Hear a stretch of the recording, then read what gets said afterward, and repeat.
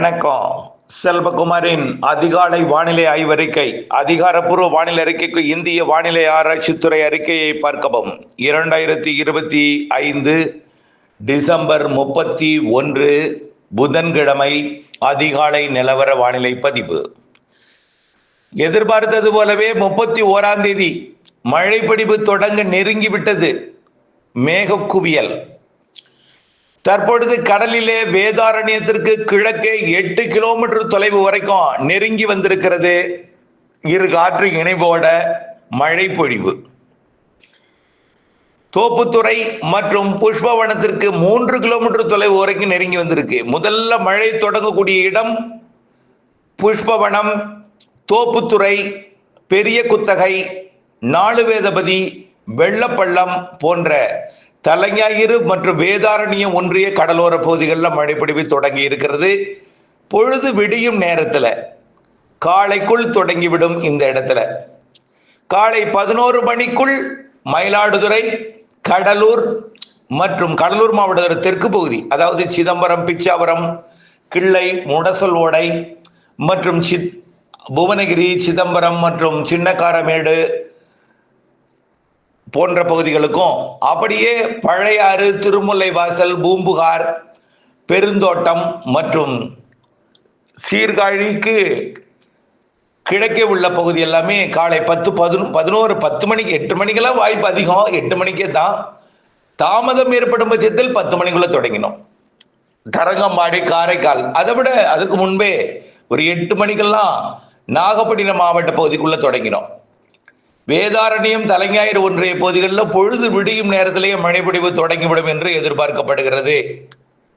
இரு காற்று இணைவு கடலில் நடைபெற்றுக் கொண்டிருக்கிறது. நேற்றைக்கு நள்ளிரவே மழைப்பொழிவு கடலிலே தொடங்கியது. மிக மெல்ல முன்னேறி வருகிறது. கொஞ்சம் வெயில் வந்ததும் நல்ல வேகமாகவே உள்ளே முன்னேறி வந்துவிடும்.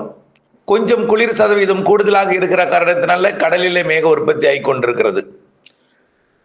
இந்த நிகழ்வு கரை கடந்து போவது அல்ல. கரையை நெருங்கி 2ஆம் தேதி வரை தமிழ்நாட்டின் டெல்டா மாவட்டங்கள், தென் மாவட்டங்கள், தென் மாவட்ட மேற்கு தொடர்ச்சி மலைப்பகுதிகள், தென் உள் பகுதிகள், மேற்கு மாவட்ட பகுதிகளில் நல்ல மழைப்பொழிவை கொடுக்கும்.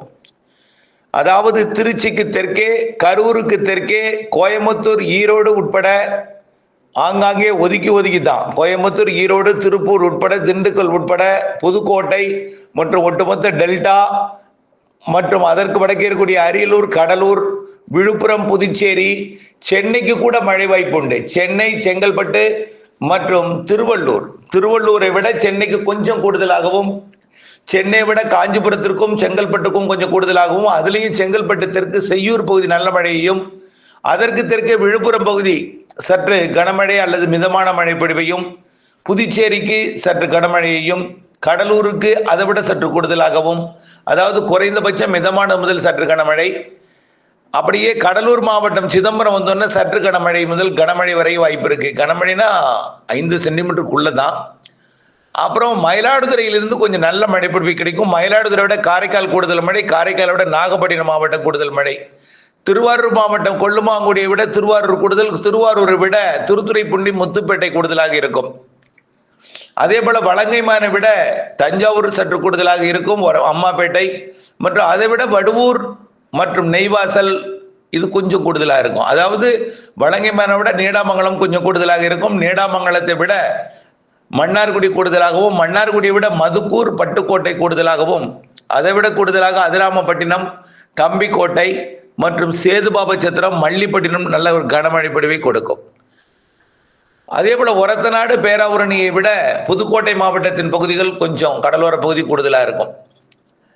அதை விட கூடுதலாக ராமநாதபுரம் மற்றும் சிவகங்கை மாவட்டத்திற்கு மிக கனமழை வாய்ப்பு தெரிகிறது.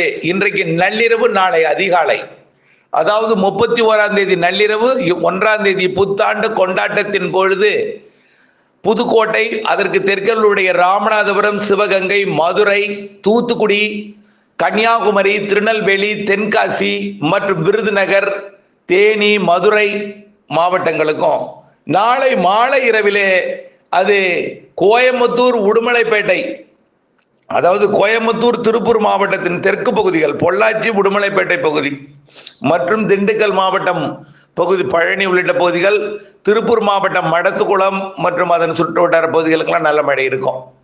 சற்று வடக்கே போகும்பொழுது குறைவாக இருந்தாலும் நீலகிரி மாவட்டத்தோட கிழக்கு சரிவு, பவானி சாகர் சரிவு சற்று கனமழை தெரிகிறது. அதற்கு கிழக்கே வர வர சற்று குறைவாக இருந்தாலும் காவிரி கரைக்கு கிழக்கே வாய்ப்பு குறைவு. அப்படி இருந்தால் கிருஷ்ணகிரி, தருமபுரி, சேலம், நாமலுக்கு தூறலாம்.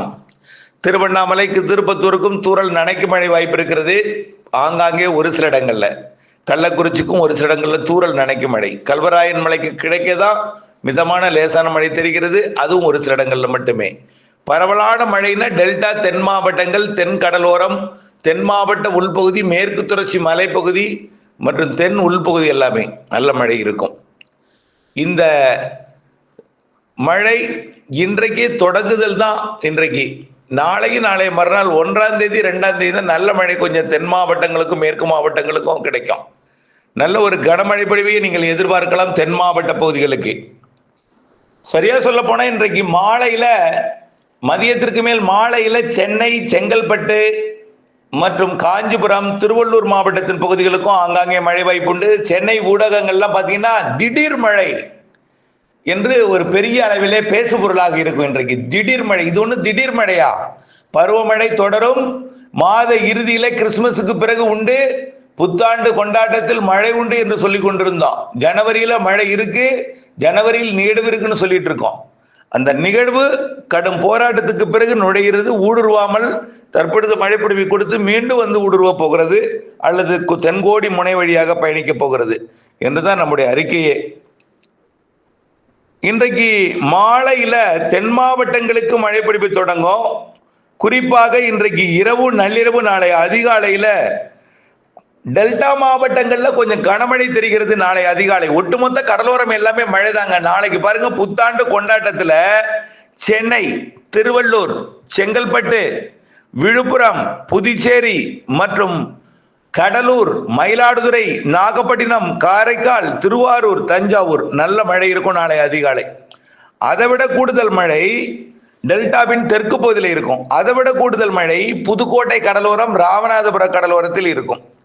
அது ராமநாதபுரம், சிவகங்கை மாவட்டத்தில் பரவலான மழை, கனமழை தெரிகிறது, இடி மின்னலுடன் தெரிகிறது.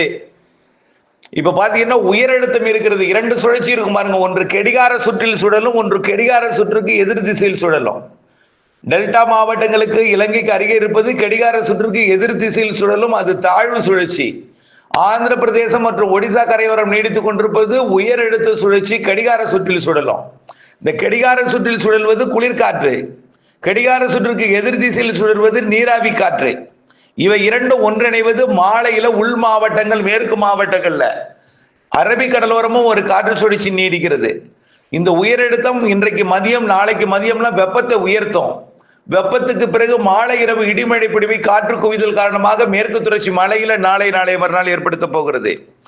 ஆக இந்த இரு காற்று இணைவு இன்றைக்கு நள்ளிரவு, நாளை அதிகாலையில திருச்சி மாவட்டத்தின் தெற்கு பகுதி தொடங்கி மதுரை, புதுக்கோட்டை, சிவகங்கை, ராமநாதபுரம் மற்றும் புதுக்கோட்டை, ராமநாதபுரம், சிவகங்கை, மதுரை இந்த மாவட்டங்களுக்கு நல்ல மழைப்பொழிவை கொடுக்கும். திண்டுக்கல் மாவட்டத்திற்கும் அதே போல.